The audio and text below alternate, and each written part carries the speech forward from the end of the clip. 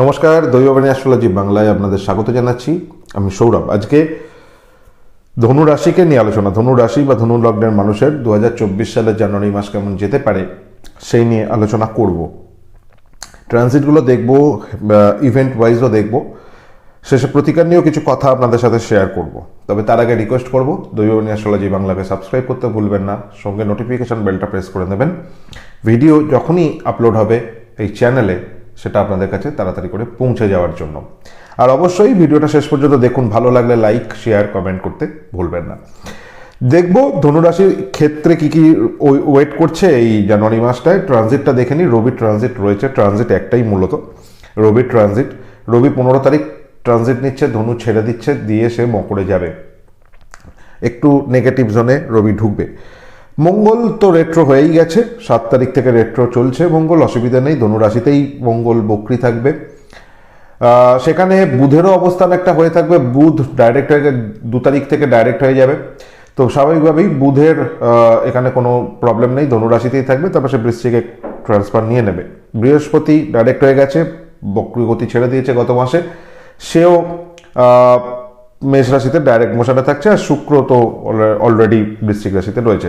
আকাশের চিত্রটাকে যদি দেখি, বৃহস্পতি বসে থাকবে মেষ রাশিতে সোজা অবস্থায় ডাইরেক্ট মোশন নিয়ে, রাহু মীন রাশিতে, স্যাটার্ন কুম্ভ রাশিতে, রবি 15 তারিখের আগে পর্যন্ত ধনু রাশিতেই, 15 তারিখের পর মকর রাশিতে, ধনু রাশিতে মঙ্গল বক্রী অবস্থায় থাকবে, বুধ ডাইরেক্ট হয়ে থাকবে ধনুরাশিতেই, তারপর সে বৃশ্চিকে ঢুকবে পরে। আর শুক্র বৃশ্চিক রাশিতে এবং কেতু কন্যা রাশিতে থাকবে। শরীর স্বাস্থ্যের ক্ষেত্রটা প্রথমেই একটু দেখব কি রেজাল্ট নিয়ে আসে। ধনুরাশি বা ধনুলগ্নের যারা জাতক বা জাতিকা আছেন, হেলথ রিলেটেড ব্যাপারটা নিয়ে চিন্তার খুব বিশেষ বিষয় নেই। পঞ্চমস্ত বৃহস্পতি রাশিপতি পঞ্চমে, এটা একটা ভালো সাইন। এবং কিছু সমস্যা, ছোটোখাটো ব্রিদিং ইস্যু নিয়ে একটা প্রবলেম হালকা আসতে পারে আপনাদের, ডাস্ট অ্যালার্জি ইত্যাদি ব্যাপার নিয়ে আসতে পারে, কিন্তু বড় রোগ ব্যাধির জায়গাটা কম। শুক্র যদিও দ্বাদশে, কিন্তু শুক্র খুব একটা রোগের প্রকোপ এই ক্ষেত্রে দেবে না। একটাই মেজর জিনিস দেখার, সেটা হচ্ছে বুধটা বক্র ডাইরেক্ট অবস্থায়, বুধটা ডাইরেক্ট হয়ে ওই রাশিতেই থাকবে। এইটা একটা ব্যাপার। নার্ভ রিলেটেড কিছু সমস্যা হালকা আসতে পারে যদি আপনাদের চার্টে ক্রনিক নেগেটিভিটি থাকে। আর কাঁধ শোল্ডার জনিত পেন, থার্ড হাউস কানেক্ট করছে স্যাটার্ন, সেই শোল্ডার জনিত পেন, ঘাড়ের যন্ত্রণা, স্পন্ডালাইটিস ইত্যাদি সমস্যা আপনাদের একটু ভোগাতে পারে। এর বাইরে বড় প্রবলেম খুব বেশি আমি অন্তত পাচ্ছি না ধনুরাশি বা ধনু লগ্নের যদি জাতক বা জাতিক আপনারা হন। অর্থনৈতিক ক্ষেত্রটা দেখব, ব্লকেজ রয়েছে, একটু ব্লকেজ রয়েছে। দ্বিতীয় রবিটার অবস্থান হবে নবমপতি, এটা একটা ব্লকেজের জায়গা দেবে।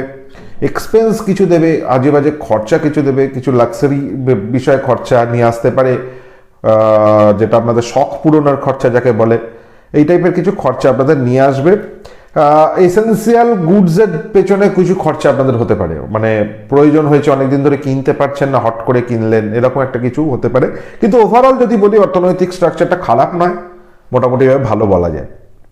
কর্মের জগৎটা দেখবো, কর্মজগৎ নিয়ে একটু দ্বন্দ্ব থাকবে। কেতুটা দশমে থাকলে যেটা হয়, সাধারণত আপনাদেরকে একটু কাজের জায়গা থেকে একটু পিছিয়ে দেয়, গতিটা স্তব্ধ করে দেয়, যাকে বলা হয় ব্লক দেয়, ব্লক দিতে শুরু করে কাজের জায়গায়, এইটা একটা প্রবলেম। আর দশমপতি হিসেবে বুধ, সেও রাশিতেই থাকবে, বা বুদ্ধির অ্যাপ্লাইয়ের জায়গাটা একটু সমস্যাবহুল থাকবে প্রফেশনাল কাজের জায়গায়। চাকরি দেখবো প্রথমে। চাকরির ক্ষেত্রটা অশুভ বলবো না, ষষ্ঠপতি হিসেবে শুক্র দ্বাদশ, অসুবিধা নয়। যারা হয়তো আপনাদের ট্রান্সফার হতে পারে, চেঞ্জ হতে পারে, ডিপার্টমেন্ট পরিবর্তনের একটা যোগ হতে পারে, ফিল্ড পরিবর্তনের একটা জায়গা হতে পারে, ইত্যাদি বিষয় আসবে, খারাপ নয়। এক্ষেত্রে কথাবার্তার দিকে ভীষণ সংযত হতে হবে, কথাবার্তার দিকে ভীষণ সতর্ক হয়ে কথাবার্তার জায়গাটাকে কিন্তু বলতে হবে আপনাদের। নেটওয়ার্কের জায়গাটা একটু প্রবলেম হবে, যোগাযোগ যেটা আপনাদের নেটওয়ার্কের একটা, প্রত্যেকটা ক্ষেত্রেই একটা নেটওয়ার্ক খুব গুরুত্বপূর্ণ কাজ করে, সেই নেটওয়ার্কটাকে ইউটিলাইজেশনের ক্ষেত্রে একটা ব্লকেজ আপনাদের ফেস করতে হবে চাকরি ক্ষেত্রে। ব্যবসা দেখবো, ব্যবসা ক্ষেত্রটাও অশুভ বলা যাচ্ছে না, ব্যবসা ক্ষেত্রটা অশুভ নয়, মোটামুটি ব্যবসা চলবে, ব্যবসার জায়গাটা অশুভ নয়। নতুন ব্যবসাও আপনারা স্টার্ট করলে করতে পারেন, কিছু ব্যবসার নতুন ভাবনা চিন্তা এই সময় আপনাদের কিন্তু মাথায় আইডিয়াগুলো ঘুরতে থাকবে, আপনারা চাইলে শুরু করতে পারেন, চেষ্টা করতে পারেন। দ্বাদশে শুক্র ভালো ইনভেস্টমেন্ট দেয়, অর্থাৎ ব্যবসার ক্ষেত্রে নতুন কোনো ভেঞ্চার স্টার্ট করলে বা ইনভেস্টমেন্ট স্টার্ট করলে সেটা আপনারা ভাবতে পারেন। এরপর আসবো পেশাজীবী যারা মানুষ আছেন, পেশাজীবী যারা মানুষ আছেন পঞ্চমে বৃহস্পতি খারাপ নয়, পেশাজীবী ক্ষেত্রেও আপনাদের জায়গাটা স্টার্ট হচ্ছে। নতুন কোনো পেশার কথা হয়তো আপনারা ভাবছেন, তার স্কিল হয়তো আপনারা এই সময় শিখতে পারেন, ট্রেনিং নিতে পারেন, জুপিটার লার্নিং এর প্রসেসের মধ্যে দিয়ে ঢোকায়, তো সেই জায়গাটা একটু মাথায় চলতে পারে, নতুন কিছু শিখবো, নতুন কিছু করবো, এরকম একটা ভাবনা চিন্তা আসতে পারে। আর এমনি ওভারঅল যদি বলি খুব একটা খারাপ না, তবে কাজের ক্ষেত্রে একটু ব্লকেজ দেবে আপনাদের, এটা মাথায় রাখতে হবে, কাজের ক্ষেত্রে ব্লকেজ দেবে, কারণ কেতু দশমে আপনাদের একটু হাইড করে দেবে আপনাদের।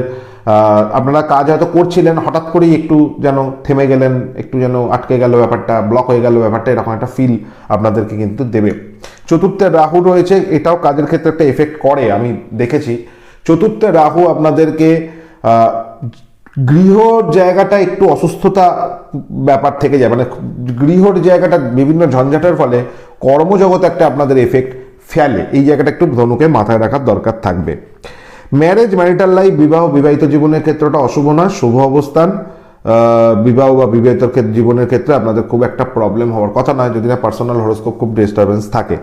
সন্তানের ক্ষেত্রটাও যথেষ্ট শুভ, পঞ্চমস্ত বৃহস্পতি 15 তারিখ পর্যন্ত রাশিতেই নবমপতির অবস্থান, সন্তান ক্ষেত্রটা নিয়েও খুব বড় ভাবনা চিন্তার আপনাদের কিছু নেই, সুস্থ সন্তানের মাতা বা পিতা আপনারা হতে পারবেন। প্রপার্টি ড্যামেজের জায়গা প্রপার্টি নিয়ে আপনাদের থাকবে, অশান্তি জায়গা থাকবে, খুব হ্যারাস হতে পারে প্রপার্টির ব্যাপার নিয়ে, দৌড়ঝাঁপ হতে পারে প্রপার্টি নিয়ে, আইদার সেটা কেনা হোক বা সেল হোক, তো এই ব্যাপারটা আপনাদের কিন্তু প্রপার্টি ক্ষেত্রে ফেস করতে হবে। প্রপার্টি রিলেটেড ব্যাপারে এনিমিটি, শত্রুতা, ঝঞ্ঝাট, ঝামেলা, অশান্তি, লিটিগেশন, মামলা, মোকদ্দমা ইত্যাদি অনেক কিছু সমস্যা আপনাদের হতে পারে। আপনাদের প্রপার্টি ক্ষেত্রে পাড়া প্রতিবেশী সূত্রে একটা ঝঞ্ঝাট আসতে পারে, নতুন কোনো বাড়ি করছেন, ফ্ল্যাট করছেন, হয়তো পাশের বা লোকালি হয়তো আপনারা কোনো লিটিগেশনে ফেসে গেলেন, এই টাইপের প্রবলেম কিন্তু হতে পারে ধনুর, এটা মাথায় রাখতে হবে, সতর্ক থাকতে হবে। অস্থাবর প্রপার্টির ক্ষেত্রেও গন্ডগোল থাকবে, অস্থাবর প্রপার্টির ক্ষেত্রটাও শুভ নয়, 2 চাকা 4 চাকা কেনার ক্ষেত্রে বাধাবিঘ্ন রয়েছে, 2 চাকা 4 চাকা কেনার ক্ষেত্রে আপনাদের সতর্কতা অবলম্বন করতে হবে। এরপর আসবো শুধু এনিমিটির জায়গাটাকে একটু যদি দেখি, এনিমিটির জায়গাটা প্রপার্টি রিলেটেড ব্যাপারই, লিটিগেশন, মামলা, মোকদ্দমা ইত্যাদি আসতে পারে। ওভারঅল কর্মজগতে খুব বড় সমস্যা নেই, কিছুটা গোপন হিডেন একটা এনিমিটির জায়গা থাকতে পারে কর্মজগতে, কারণ কেতু সাধারণত একটি হিডেন এনিমিটিকে সিম্বল দেখায়। Hidden enmity in the sense, হয়তো আপনার উপর কেউ খুব জেলাস বা আপনার কাজ নিয়ে খুব জেলাস ফিল করছে, কিন্তু সে হিডেন আছে, তাকে আপনি চিনছেন না, এই টাইপের কিছু বিষয় আপনাদের হতে পারে। এটা একটা সতর্কতা অবলম্বন ছাড়া আর কোনো রাস্তা নেই, আর proper astrological counselling and guidance ছাড়া কোনো রাস্তা নেই, প্রতিকার ছাড়া রাস্তা নেই।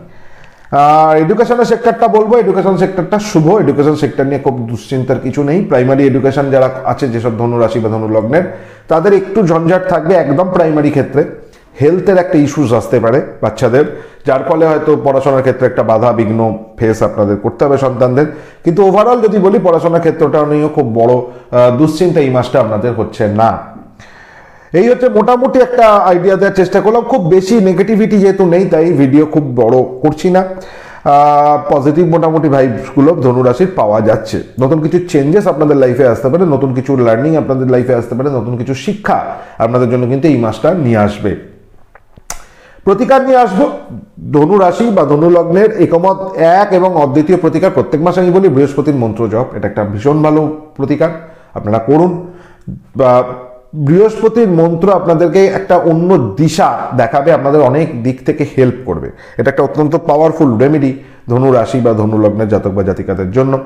এছাড়া আপনারা একটু শনি এবং রাহুর দান করার চেষ্টা করুন। রাহুর দান হচ্ছে অনেক রকম, রাহুর দান হয়, রাহুর দান অনেক কিছু হয়, কিন্তু আমি বলবো সহজ যেটা, সেটা হচ্ছে আপনাদের খুব মানে প্রয়োজনীয় ছিল, প্রিয় ছিল এমন কোনো দ্রব্য, যে দ্রব্যটা আপনাদের বাড়িতে হয়তো এখন পড়ে আছে, যেটার ইউটিলাইজেশন নেই, কিন্তু খারাপ অবস্থায় নেই, ভালো অবস্থায় আছে, তেমন কোনো দ্রব্য যদি আপনাদের কাছে পড়ে থেকে থাকে, সেই দ্রব্যের কোনো যদি নিডি ব্যক্তি থাকে, কেউ যদি থাকে যাকে আপনি দান করে দিতে পারেন। ধরে নেওয়া যাক আপনাদের একটা সাইকেল আছে, আপনারা হয়তো চালাতেন এক সময়, ভালো চালাতেন, এখন হয়তো আপনাদের ভগবানের আশীর্বাদে আপনাদের হয়তো একটা বাইক এসছে, স্কুটি এসছে, কি 4 চাকা এসছে, হোয়াট এভার, সাইকেলটা ঘরে পড়ে রয়েছে, ইউটিলাইজ হচ্ছে না, কিন্তু খারাপ হয়নি, ভালো অবস্থায় আছে।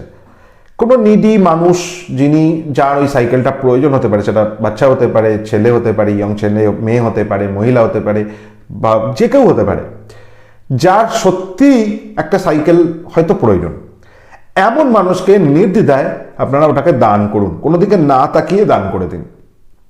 আপনার খুব প্রিয় ছিল, হয়তো সযত্নে সাজিয়ে একদম পালিশ করে রেখে দিয়েছেন, সেখান থেকে বার করে দান করে দিন। এটা একটা রাহুর অত্যন্ত শক্তিশালী রেমেডি হিসেবে হয়। আমি আমার একজন ক্লায়েন্ট, আমি একটা ছোট্ট গল্প বলছি, টাইম বেশি নেবো না। আমার একজন ক্লায়েন্ট ছিলেন, কলকাতার খুব নামি একজন মানুষ ছিলেন, তার নিজস্ব সেক্টরে, ব্যবসার সেক্টর, বিজনেস রয়েছে তিনি এখন ভগবানের আশীর্বাদে অনেক গাড়ি বা 4 চাকা ইত্যাদি চালান, কিন্তু তার একটু রাহুর সমস্যা হচ্ছিল এবং তার দান আমি করিয়েছিলাম। তার অত্যন্ত প্রিয় একটা মোটরসাইকেল ছিল, অত্যন্ত প্রিয়, তিনি এখন আর চালাতে পারেন না, লাস্ট 5 বছর 4-5 বছর উনি আর চালান না, একদমই আর চালান না, বিভিন্ন কাজে ব্যস্ত থাকেন আর গাড়িতেই যাতায়াত হয়। তো তাকে আমি তার ওই যে প্রিয় মোটরসাইকেল বা বাইক, যেটা উনি কলেজের পরে পরে হয়তো কিনেছিলেন বা নিজের কিছু টাকা জমিয়ে, প্লাস হয়তো তার গার্জেনের থেকে নিয়ে, বাবা মায়ের থেকে নিয়ে, এবং সেটাকে উনি অত্যন্ত যত্নে রাখতেন। ডেলি সাফ করা, পরিষ্কার করা, কাজ সেরে বাড়ি গিয়ে তিনি ওটাকে সাফসুতরো করতেন নিয়মিতভাবে, বা ওটার সার্ভিসিং করানো, অয়েলিং যে করানো হয় সেই অয়েলিং করানো, অয়েল চেঞ্জ করা, সমস্ত কিছু। ইভেন ওনার বাড়িতে ওটা রাখা থাকতো, দেখে মনে হবে একদম নতুন, একেবারে নতুন, এইরকমভাবে উনি মেনটেন করতেন। সামান্য রং চেঞ্জ হয়ে গেলে উনি রং পর্যন্ত করাতেন, এরকম ভালোবাসার জায়গা, মানে ছুঁতে কেউ টাচ করলে রেগে যেতেন, একটা বেড়াল বসলো বা কি হলো সেসবও উনি একদম পাকা, মানে গার্ড দিয়ে রাখতেন, একদম ঢাকাঢুকি দিয়ে। আমি সেই মোটর সাইকেলটা আমি একজন ওনাকে দান করিয়েছিলাম, একজন খুব নিডি, ওই চায়ের বিজনেস করে, ঘুরে ঘুরে তার এলাকাতেই, কলকাতায়। তো ওনার বাইকটা নিয়ে সেই যে চায়ের বিজনেস করে ওই ছেলেটিকে দান করেছিলেন উনি। এবং শুরুতে মনে একটু তো অসুবিধা হয়, ভালোবাসার জিনিস, কিন্তু করেছিলেন উনি, তারপর ড্রাস্টিক্যালি চেঞ্জ হতে আমি দেখেছি তার লাইফ। তো এগুলো হয়, আপনারা মানে রাহুর অনেকে অনেক রকম দান করায়, অনেক তান্ত্রিক রেমেডিও আছে, কাঁচা মাংস এই করা, অনেক কিছু আছে, 1000 একটা আছে, কিন্তু এই টাইপের কার্মিক দান প্র্যাকটিক্যাল লাইফে ডেলি দান ভীষণ এফেক্টিভ। আপনারা করে দেখুন, ম্যাসিভ পরিবর্তন হবে। কিন্তু ওই কথা একটাই, ওখানে আপনাদের খুব নিঃস্বার্থ হতে হবে, মনে কোনো রকম মানে নেগেটিভিটি রাখলে হবে না। ওই শুধুমাত্র কিছু পাওয়ার জন্য দান করছি ওটা নয়, মনে খুব মানে প্রপার একটা ফিলিং রাখতে হবে, মানে আপনি সত্যিই তার জন্য করছেন, এই ভাবনাটাকে বাদ দিয়ে, মানে ওখান থেকে কিছু গেইন না করে আপনি খুব বড় হচ্ছেন, মহান হচ্ছেন, এমন না করে আপনাকেই উনি যে আপনার থেকে ওই যে বিষয়টা নিয়ে আপনারই কার্মিক ঋণ মুক্ত করছেন, সেই হিসেবে তাকে দানটা করলে অনেক ভালো রেজাল্ট হবে। করে দেখুন, ভীষণ ভালো রেজাল্ট পাবেন। আর শনির দান একটু কালো তিল একটু আপনারা গঙ্গায় ভাসিয়ে দিতে পারেন, জলে ভাসিয়ে দিতে পারেন, প্রবাহমান যে কোনো জলে ভাসিয়ে দিতে পারেন, এটা একটা দান। আর শনির দান এই যে ভান্ডারা দেওয়া হয়, সাধু সন্তদের যে ফুড খাওয়ানো হয়, কোনো খঞ্জ বৃদ্ধ ব্যক্তি যিনি আপনার কোনো মন্দির প্লেস বা কোনো মসজিদ, যে কোনো ধর্মীয় স্থানের বাইরে অনেক খঞ্জ মানুষকে পাবেন আপনারা। আপনাকে দেখতে হবে না তার মনের উদ্দেশ্য কি, মানে আমাদের প্রবলেম হচ্ছে আমরা তার মনের উদ্দেশ্য থেকে দান করি, কোনো দেখতে হবে না তার মনের, সে তার কর্ম করবে। আপনার কাজ হচ্ছে তাকেই দানটা করা, অ্যাজ এ শনিদেব হিসেবে তার পায়ে আপনার স্যাটার্নকে উৎসর্গ করে দেওয়া, কর্মকে উৎসর্গ করে দেওয়া।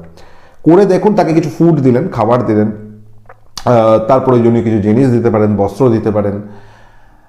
বহু বছর আগে বহু একটা জায়গায় আমি শুনেছিলাম এবং স্যারেদের থেকে শুনেছি, যারা মানে সন্ন্যাসী সাধক, তাদের যে কোমণ্ডুল হয় ওইটাও অনেকে কিনে দেয়, এটা একটা দান।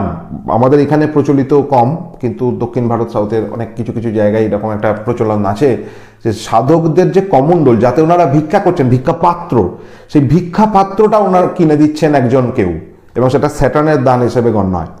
করে দেখতে পারেন, আমি বলছি না এখনই আপনাদের করতে, আমি এটা সাজেস্টও করবো না। আমি শুধু বলছি যে আপনারা নর্মাল দানটা করুন, কোনো ভিখারি যিনি ভিক্ষা করছেন, ভিক্ষান্নজীবী, সেই মানুষকে আপনারা কিছু দান করুন এবং কিছু ভালো মনে দানটা করুন। শনির দান হিসেবে এটা গণ্য হয়। করে দেখুন, এই দুটো রেমেডি অত্যন্ত ভালো রেজাল্ট আপনারা পাবেন এবং তার সাথে সাথে বৃহস্পতির মন্ত্র জপ আপনারা করুন নিয়মিতভাবে। এটুকুনি বলা ছিল। যেতে যেতে বলবো, ভালো লাগলে ভিডিওটা সাবস্ক্রাইব করতে বলবেন না, আর নোটিফিকেশন বেলটা প্রেস করে দেবেন, ভিডিও এলেই যাতে আপনাদের কাছে পৌঁছে যায়। আর লাইক করুন, শেয়ার করুন, কমেন্ট করুন। আর অবশ্যই কনসালটেশনের জন্য যদি প্রয়োজন হয়, নিচে দেওয়া ফোন নাম্বার রয়েছে, যোগাযোগ করবেন। কিছু প্রসিডিওর রয়েছে, তারপরে আপনারা কনসাল্ট করতে পারবেন আমার সাথে। বিদায় নেওয়ার পালা আজকে। ভালো থাকুন, সুস্থ থাকুন, ঈশ্বরের কাছে এই কামনা করবো। দেখা হবে নেক্সট ভিডিওয়ে। ততক্ষণ পর্যন্ত নমস্কার।